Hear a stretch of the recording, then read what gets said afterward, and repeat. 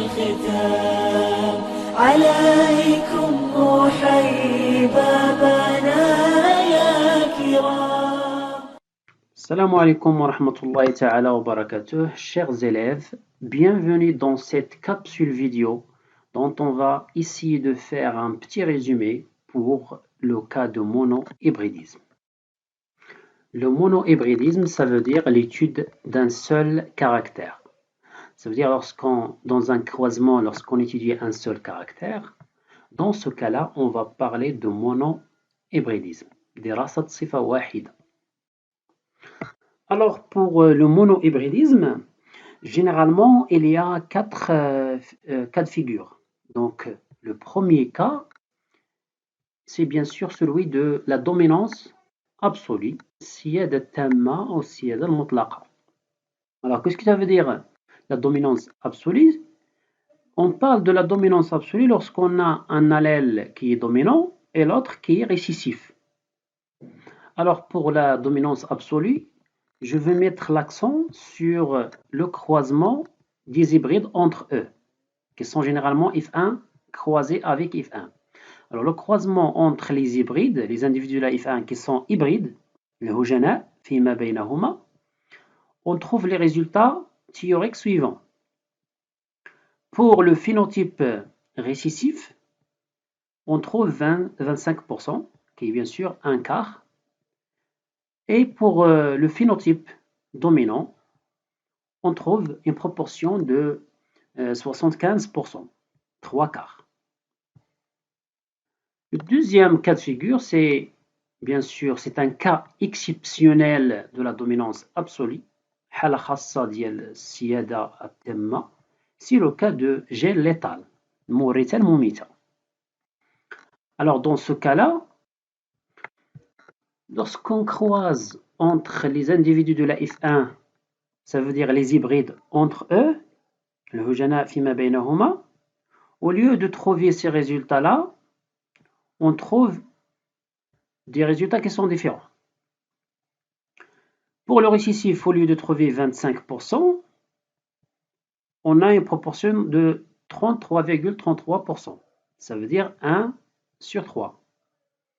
Et pour le dominant, le phénotype dominant, au lieu de 75%, on trouve une proportion de 66,67%. Ça veut dire 2 sur 3. Alors, lorsqu'on a ces proportions, lorsqu'on croise les hybrides et on trouve ces proportions, pour le récessif 1 sur 3 et pour le dominant 2 sur 3, alors dans ce cas-là, nous sommes devant un cas de gène létal. Le troisième cas, toujours pour le monohybridisme, c'est celui de la codominance, تساوي السيادة أو السيادة المشتركة. Alors on parle de la codominance lorsqu'on a deux allèles, pour chaque gène bien sûr.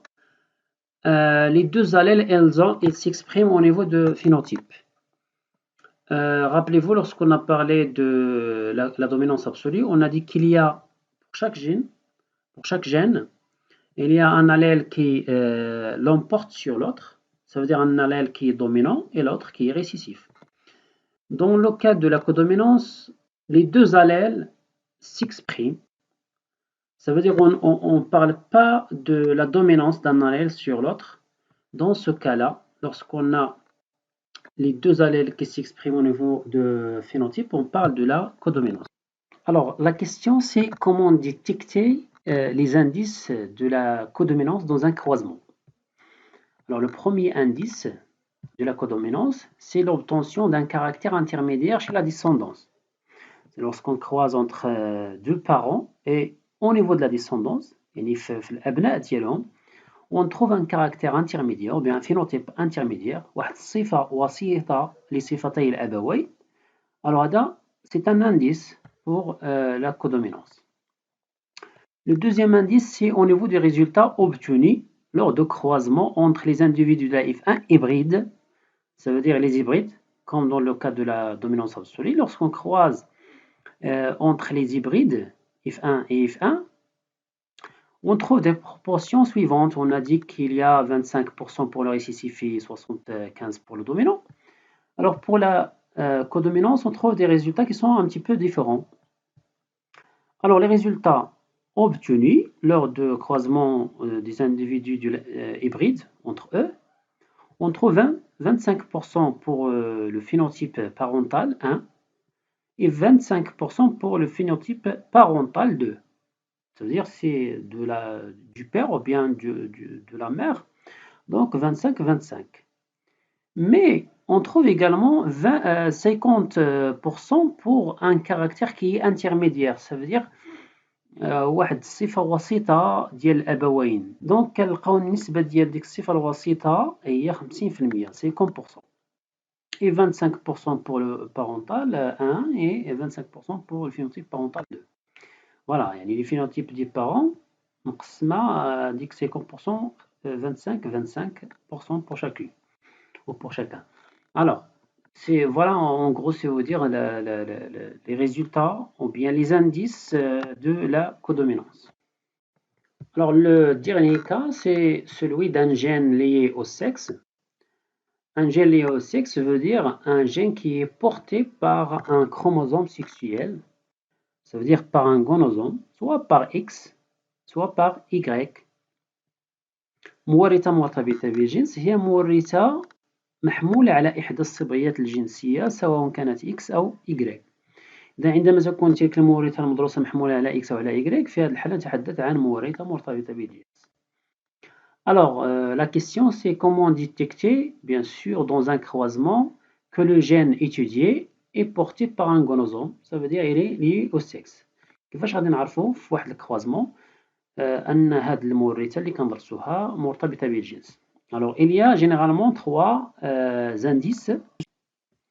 Alors, le premier indice, c'est bien sûr en se basant sur le croisement réciproque, التزاوج العكسي.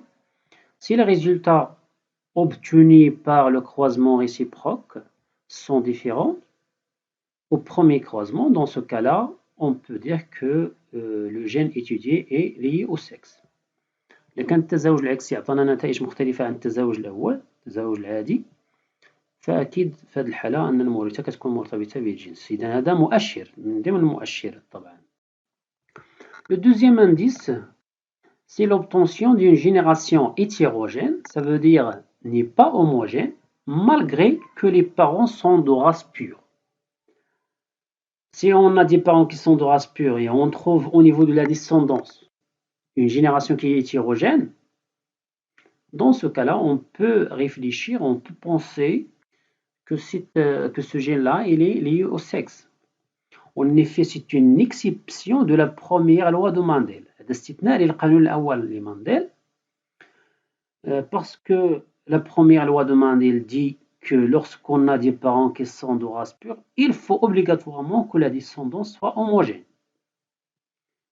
Et c'est la raison pour laquelle on dit bien sûr que au niveau de la première loi de Mendel, il y a des exceptions, c'est le cas d'un gène lié au sexe. Alors, le troisième indice d'un gène lié au sexe, c'est ce qu'on appelle l'hérédité croisée, الوراثة المتقاطعة.